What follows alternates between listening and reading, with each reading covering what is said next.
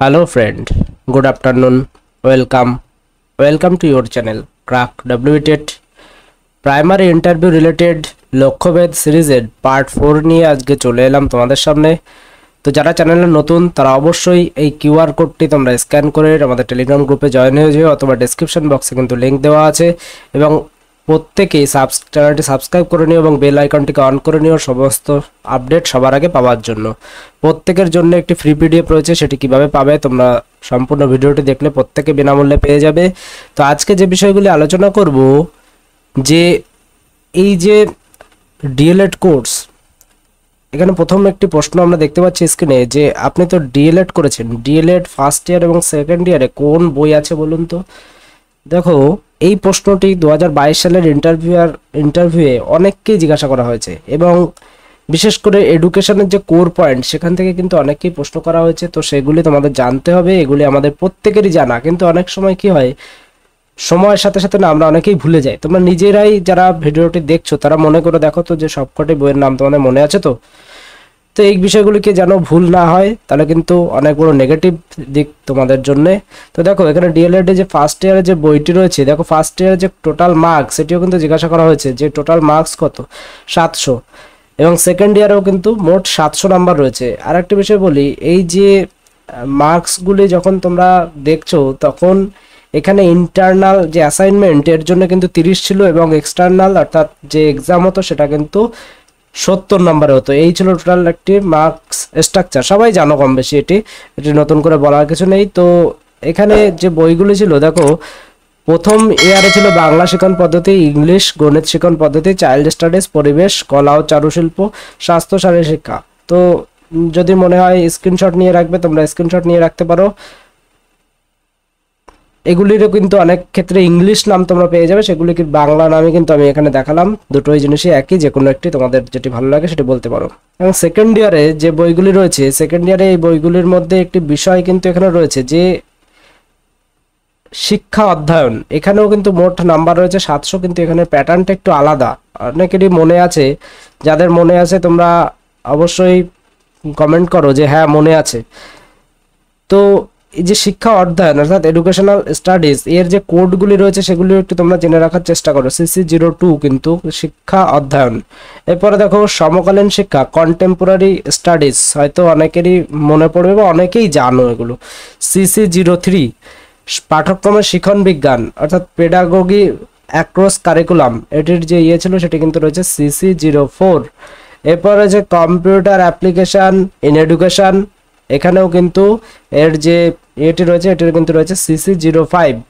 এরপর রয়েছে দেখো বিদ্যালয় ভিত্তিক কার্যাবলী, তো এটি কিন্তু school based activity, physical and emotional health education. তোমরা চাইলে তোমাদের মার্কশিটটি বের করেও দেখে নিতে পারো, আমি ডিটেলস এখানে বললাম না, এটি শুধুমাত্র মনে করিয়ে দিই যে বিদ্যালয় ভিত্তিক কার্যাবলী এর মধ্যে রয়েছে কিন্তু এটির যে কোড সেটি কিন্তু রয়েছে P04, এবং এর যে মার্কস যে যত নম্বরে পরীক্ষা হতো সেটা কিন্তু ছিল 100।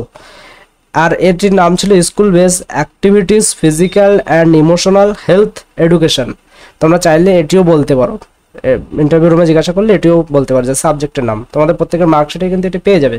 তো দেখো, আমি এখানে 700 নম্বর বলছি, কিন্তু 1 2 3 4 5 6টি সাবজেক্ট রয়েছে। তো এই যে অনু ও ব্যাপ্ত পাঠ শিক্ষণ পদ্ধতি, এটি কিন্তু P03 অর্থাৎ এটি কিন্তু school internship including practice teaching.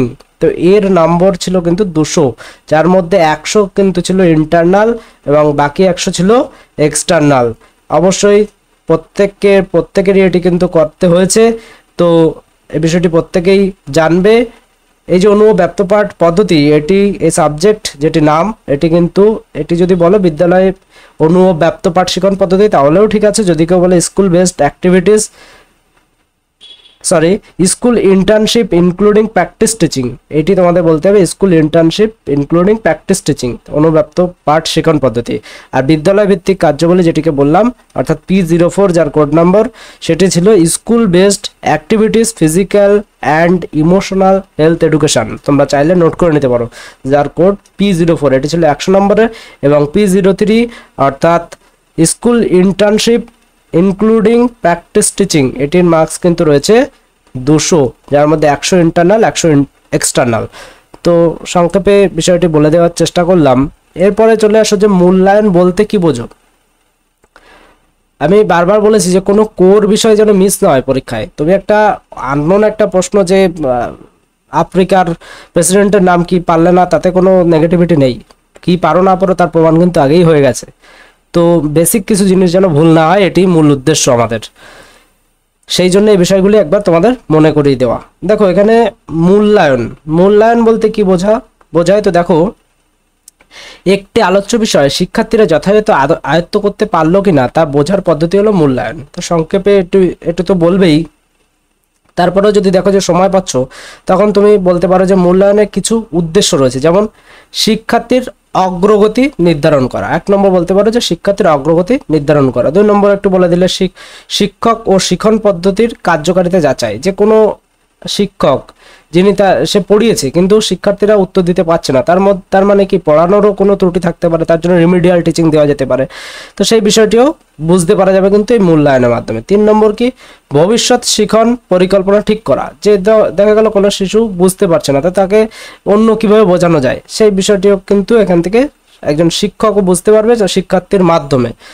দুর্বলতা চিহ্নিত করে উন্নয়নের পথ বের করা, যেটি বললাম যে দুর্বলতা চিহ্নিতকরণ করা যাবে, উন্নয়নের পথ বের করা যাবে। এরপরে দেখো এই যে মূল্যায়ন, এই মূল্যায়নের আমি হঠাৎ করে বললাম, কিন্তু দেখো তোমাদের যে বিদ্যালয়ে যে মার্কশিট দেওয়া হয়, এতে কিন্তু দুটো জিনিস বিশেষ করে উল্লেখ করা থাকে, সেটা কিন্তু কম বেশি অনেকেই জানো। একটা হচ্ছে কি ফরমেটিভ,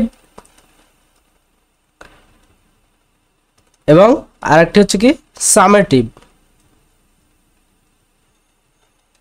এই ফরমেটিভ অর্থাৎ গঠনমূলক মূল্যায়ন এবং সামেটিভ অর্থাৎ সমাপ্তিক মূল্যায়ন। দেখো এটি আমি এই যে কোর বিষয়গুলি গঠনমূলক, বাংলাটা একটু জেনে রাখবে, গঠনমূলক মূল্যায়ন, আর এটি কি সমাপ্তিক মূল্যায়ন। এটা অন্য নামও কিন্তু রয়েছে, সমাপ্তিক মূল্যায়ন।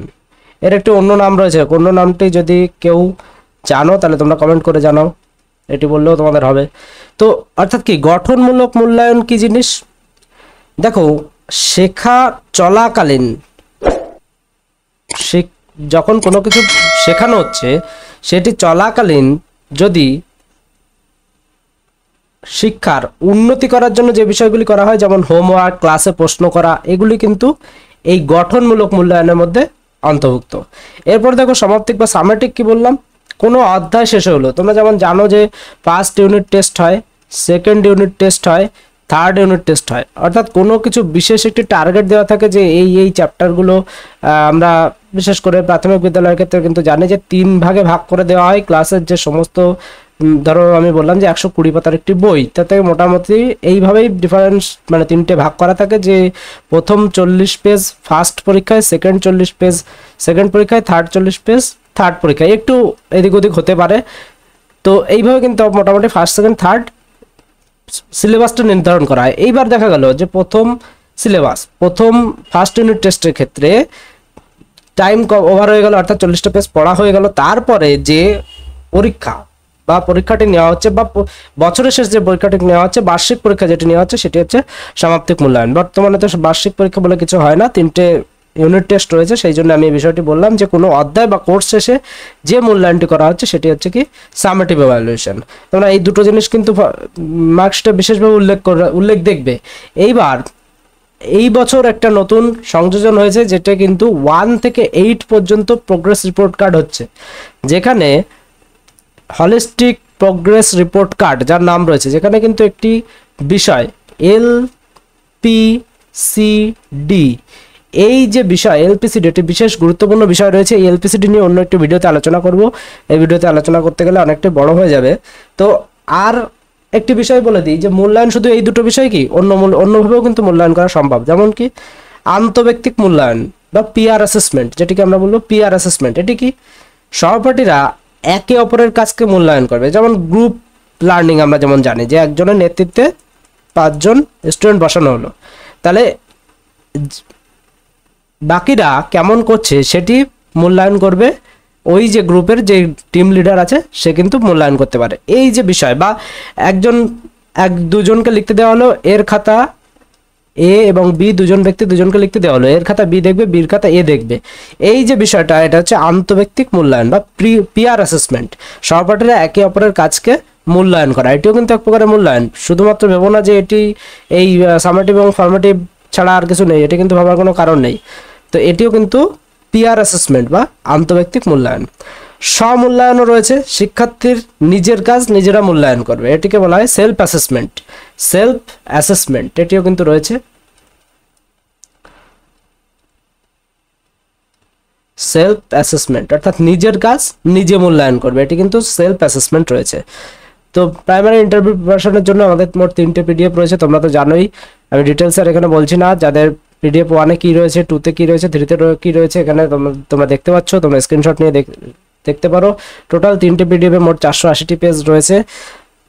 টোটাল 3টে পিডিএফের যে প্রাইস এখানে তোমরা দেখতে পাচ্ছ, এর উপরে কিন্তু অফার রয়েছে। কি অফার রয়েছে সেটি বর্তমানে জানতে এই নম্বরে তোমরা হোয়াটসঅ্যাপ করবে ইন্টারভিউ লিখে, এবং যারা ফ্রি পিডিএফ নিতে চাও তারা এই নম্বরে হোয়াটসঅ্যাপ করবে ইন্টারভিউ ফ্রি পিডিএফ লিখে। ফ্রি পিডিএফটি কিন্তু একটি পাসওয়ার্ড প্রোটেক্টেড রয়েছে। পিডিএফ, ফ্রি পিডিএফ এবং পেইড পিডিএফ সংক্রান্ত যে কোনো রকম কোয়ারিসের জন্য তোমরা যে ইন্টারভিউ পিডিএফ বুক এই প্লেলিস্টটি দেখো, এখানে তোমাদের পাসওয়ার্ডও দেওয়া আছে। এরপরে প্রত্যেকে প্রাইমারি ইন্টারভিউ প্রিপারেশন এই প্লেলিস্টে কিন্তু 150টির অধিক ভিডিও দেওয়া আছে, এটি তোমরা অবশ্যই দেখে নিও ইন্টারভিউ প্রিপারেশনের জন্য। তো চলে যাই পরের প্রশ্নে। এক্সপেরিমেন্টাল লার্নিং বা অভিজ্ঞতামূলক শিখন বলতে কি বোঝো? দেখো এখানে অভিজ্ঞতামূলক শিখন বলতে কি বোঝাচ্ছে দেখি। এই পদ্ধতির প্রবক্তা ছিলেন জন ডিউই। তাহলে এই পদ্ধতির যদি প্রবক্তা বলা হয় কে, তাহলে কি বলতে পারো? John Dewey. যে পাঠ্যক্রমে শিক্ষার্থীদের, আমি একটি কথা বলে দিই, এক্সপেরিমেন্টাল লার্নিং বা অভিজ্ঞতামূলক শিখন বলতে কি বোঝো তোমাকে জিজ্ঞাসা করা হয়েছে। তোমাকে এই পদ্ধতির প্রবক্তা জন ডিউই এটি ইন্টারভিউ রুমে বলার প্রয়োজন নেই। আমি এখানে ইনফরমেশনের জন্য দিয়েছি, কিন্তু ইন্টারভিউ রুমে বলার প্রয়োজন নেই। কেন বলছি? তুমি এই একটি বিষয় উল্লেখ করে দিলে সাথে সাথে তোমাকে বলে দিল, বলুন তো আবিষ্কার পদ্ধতির প্রবক্তাকে, দেখা গেল সেটি তুমি জানো না। এই জন্য এই বিষয়গুলি অ্যাভয়েড করা বেটার, ঠিক আছে? কতটা তুমি জানো সেটি জাহির করার কোনো প্রয়োজন নেই ইন্টারভিউ রুমে। তো কি বলেছে? যে পাঠ্যক্রমে শিক্ষার্থীদের চাহিদা অনুসারে শিক্ষার্থীদের অভিজ্ঞতাকে কাজে লাগিয়ে শিক্ষাদান করা হয় তাকে এক্সপেরিমেন্টাল লার্নিং বা অভিজ্ঞতামূলক শিক্ষণ পদ্ধতি বলে। বিষয়টি কি? বিষয়টি বুঝলাম না। দেখো এই যে অভিজ্ঞতামূলক যে শিক্ষণ পদ্ধতি, আমি আগে একটি উদাহরণ বলে দিই। দেখো এই উদাহরণের মধ্যে আমি ধরো বললাম যে দুটি শিক্ষার্থী বা একজন শিক্ষার্থীকে একটা দায়িত্ব দেওয়া হলো, 2টি টব দেওয়া হলো এবং 2টি গাছ দেওয়া হলো, এবং একটি গাছকে আলো বাতাসপূর্ণ একটি জায়গায়, খোলা আলো বাতাসপূর্ণ একটি জায়গায় রাখতে বলা হলো, এবং আর একটি টবকে একটা বদ্ধ ঘরের মধ্যে যেখানে আলো বাতাস পৌঁছায় না এরকম জায়গায় রাখতে বলা হলো। এইবার এখানে দেখা যাবে কি, যে টবটি আলো বাতাস, ধরো এটি এ নম্বর টব, এবং আর একটি টব রাখতে বলা হলো যেটি রয়েছে পুরো একদম একটা অন্ধকার ঘরের মধ্যে এই টবটি রাখা রয়েছে। তো দুটোর মধ্যে কি হচ্ছে, এই যে টবটিতে যে গাছটি রয়েছে এবং মুক্ত স্থানে অর্থাৎ আলো বাতাসপূর্ণ স্থানে যে গাছটি রয়েছে, এই গাছটি দেখা গেল 1 সপ্তাহ পরে কি হচ্ছে, যে গাছটি সবুজ এবং সতেজ আছে, কিন্তু এইখানে রাখা গাছটি ধীরে ধীরে দেখা গেল যে হলুদ এবং নিস্তেজ অর্থাৎ দুর্বল হয়ে পড়েছে। তাহলে এই ঘটনা থেকে শিক্ষার্থীরা কি শিখতে পারলো? তাহলে আমি 2 নম্বর গাছ বললাম এটি। তাহলে এই ঘটনা থেকে শিক্ষার্থীরা শিখতে পারলো কি,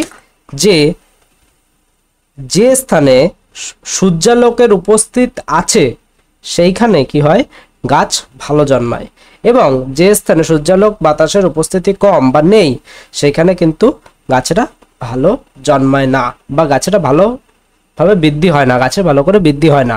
তাহলে এটি হচ্ছে এক্সপেরিমেন্টাল লার্নিং বা অভিজ্ঞতা থেকে এটি শিখলো, অর্থাৎ একটি কাজ করে সেই কাজটিকে অভিজ্ঞতার মাধ্যমে এটি কিন্তু শিখলো। এইবার এই অভিজ্ঞতার আরো বিভিন্ন জায়গা হতে পারে, কিরকম? আচ্ছা, তোমরা অনেকেই বলতে পারো যে এই বিষয়টি কি শিক্ষার্থীরা প্রাথমিক বিদ্যালয়ে কোথায় পাবে? গাছের খাবার তৈরি, এই কনসেপ্টে কিন্তু এই ঘটনাটি মানে এই অভিজ্ঞতাটি কাজে লাগানো যেতে পারে। গাছের খাবার তৈরি অর্থাৎ সূর্যালোকের উপস্থিতি ছাড়া কিন্তু খাবার তৈরি সম্ভব নয়। আর একটা বিষয় কি, যে বিজ্ঞানের পরীক্ষাগারে রাসায়নিক বিক্রিয়া করে কোনো সিদ্ধান্তে পৌঁছানো হয় বা কোনো বিষয়কে শেখা হয়, সেটা কিন্তু অভিজ্ঞতামূলক শেখানো। ভূগোল ক্লাসে মাঠ ভ্রমণ করে বা নদীর বা মাটির প্রকৃতিকে বোঝা, এটাও কিন্তু একটি অভিজ্ঞতামূলক শিখন। আর কি হতে পারে? ব্যবসা শেখার ক্ষেত্রে ক্ষুদ্র ব্যবসা চালিয়ে বাস্তব অভিজ্ঞতা নেওয়া, এটাও কিন্তু অভিজ্ঞতামূলক শিখন। কৃষি শিক্ষা অর্থাৎ এগ্রিকালচারের ক্ষেত্রে বিভিন্ন ক্ষেত খামারে বিভিন্ন ছোটখাটো কাজ করে অভিজ্ঞতা অর্জন করে তার মাধ্যমে শেখা, এটিও কিন্তু অভিজ্ঞতামূলক শিখন। তাহলে যেটা যেখানে অ্যাপ্লিকেবল সেখানে সেইভাবে কিন্তু সেটিকে কাজে লাগাতে হবে। এই অভিজ্ঞতামূলক শিখনে না কতগুলো স্তর রয়েছে। স্তরগুলো কি আমি জাস্ট ডিটেলসে বলছি, তোমরা পরীক্ষার সময় এত কিছু বলার দরকার নেই, জাস্ট আমি এখানে তোমাদের কনসেপ্ট বা নলেজের জন্য কিন্তু আমি জানিয়ে রাখছি। বাস্তব অভিজ্ঞতা, অর্থাৎ বাস্তবে অভিজ্ঞতা প্রথম তোমাদের পেতে হবে। তাহলে কি কি হচ্ছে আমি এখানে লিখে দেওয়ার চেষ্টা করছি। বাস্তব অভিজ্ঞতা,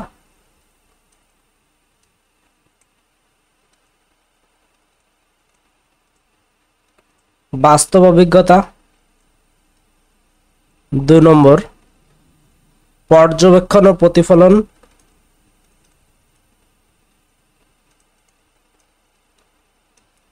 প্রতিফলন। 3 নম্বর রয়েছে ধারণা তৈরি,